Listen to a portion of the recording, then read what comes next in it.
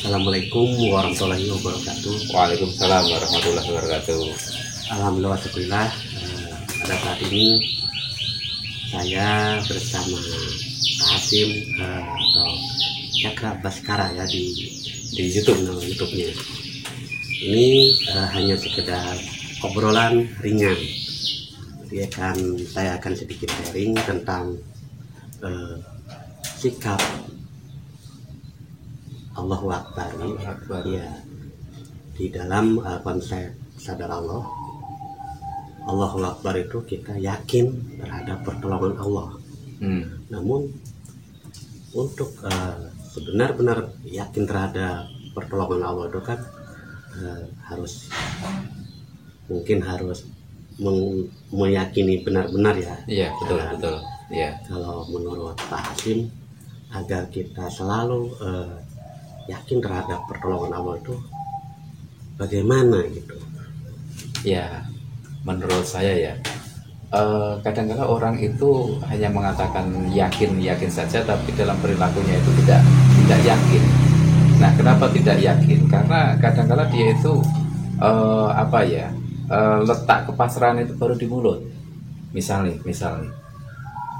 rata-rata orang berusaha untuk melakukan sesuatu dulu, ya, melakukan sesuatu dulu, seolah-olah ini adalah usaha. Nah, setelah usaha itu baru nanti berserah diri ke Allah, atau akhirnya misalkan sudah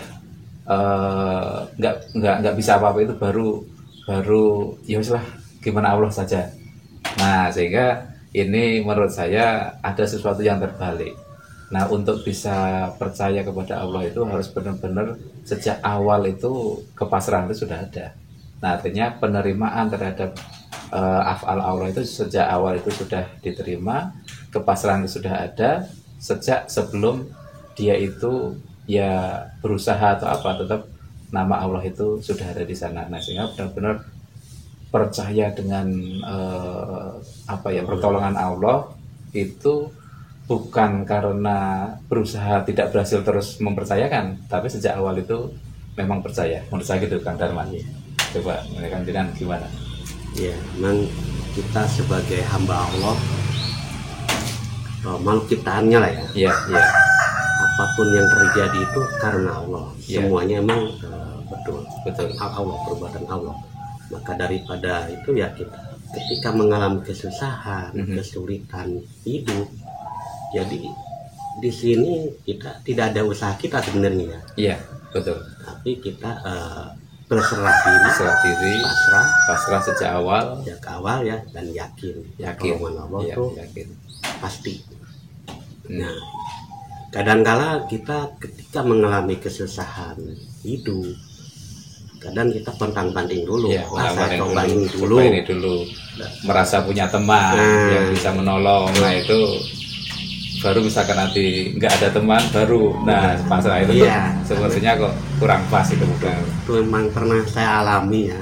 Saya jujur, ketika saya mengalami bangkrut lah, nol dari segi materi, saya ini mencoba untuk minta pertolongan teman-teman atau bahasa itunya relasi saya, koneksi saya. Ternyata mereka itu dadah, bahasanya angkat maaf.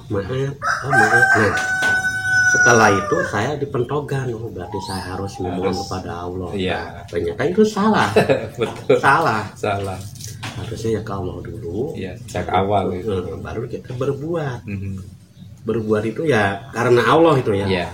Mengikuti petunjuk tetap ya. Tandanya teman. Jadi betul seperti Kang Dharma tadi, pada saat kita sudah menyerahkan, di sana ada satu tanda yang masuk ke dalam diri kita. Ini kok sepertinya saya coba datang ke teman, tapi datang ke temannya itu sudah terlebih dahulu ke Allah.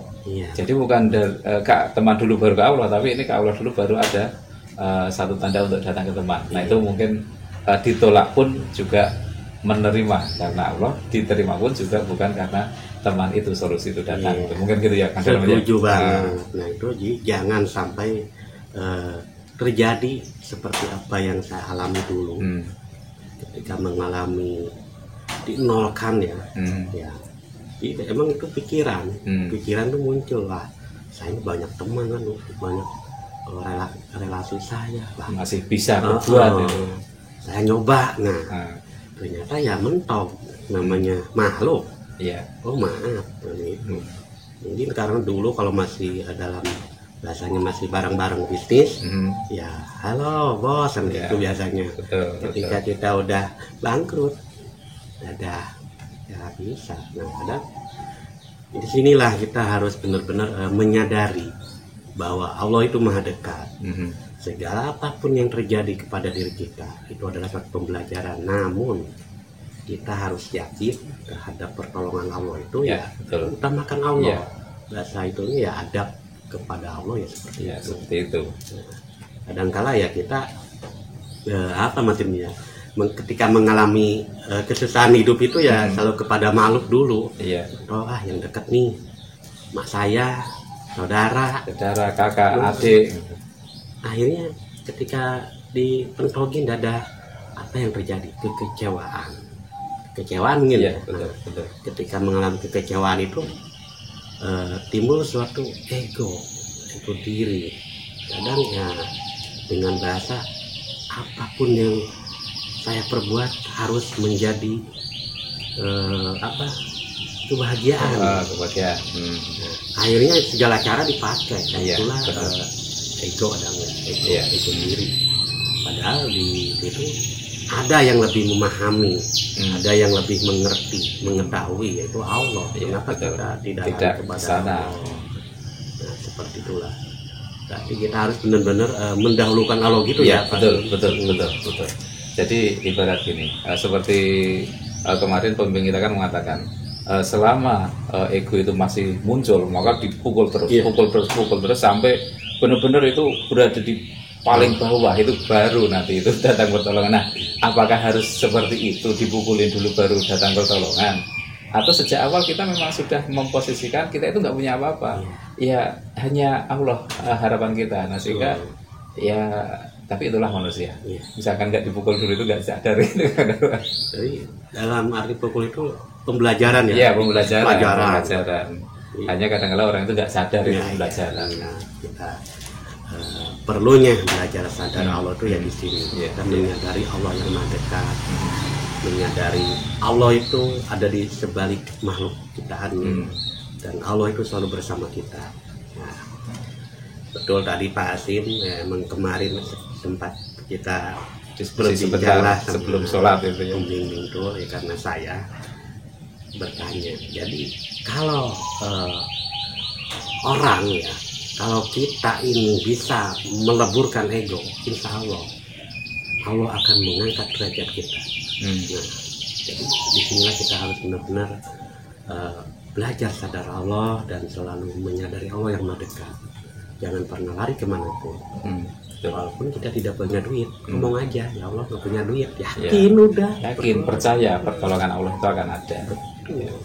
Ya pernah saya alami juga pasti ketika mengalami itu, ya Allah nggak punya duit, benar. Ya datangnya ya melalui apa Allah kan, perbuatan Allah yaitu melalui makhluk ciptaannya. Itulah Allah ngasih duit melalui makhluk ciptaannya. Tapi di situ ada gerak dulu kitanya, maksudnya ya dengan konsep KTP itu ya, karena tidak mungkin ada duit jatuh dari langit. Inilah yang kadang salah persepsi kita, gitu ya. Iya betul. Iya betul Kang Darman. Mungkin ada pesan untuk sahabat-sahabat kita yang sama-sama belajar konsep Jikir Nafas Sadar Allah ini, mungkin biar lebih semangat gitu Pak. Ya. Baik, mungkin pesan saya singkat saja, bahwa kadang-kadang kita misalkan belum mengalami itu nggak percaya Kang Darman. Nah jadi dalam hal ini pokoknya lakukan saja, pokoknya lakukan tanpa niatan apapun, tanpa tujuan apapun, hanya satu, mendekat ke Allah. Nah nanti suatu saat baru percaya, oh alah ternyata pertolongan Allah itu begitu dekat. Pada saat saya sudah benar-benar posisi saya nggak bisa apa-apa dan saya memposisikan saya nggak punya apa-apa, Allah itu begitu dekat untuk menolong kita. Itu aja. Jadi pokoknya lakukan terus, berusaha terus. nggak usah mikir yang lain-lain. Itu Pak Kandar. Setuju. Dan kalau pesan dari pribadi saya cuma satu, lupakan dan lakukan. Betul. Kita sama-sama belajar mendekat kepada Allah dengan konsep zikir nafas sadar Allah, dan semoga perbincangan kami berdua ini bermanfaat bagi sahabat-sahabat di desa dimanapun berada. Amin. Saya akhiri, assalamualaikum warahmatullahi wabarakatuh. Waalaikumsalam. Tetap lurus kepada Allah dan sadar Allah.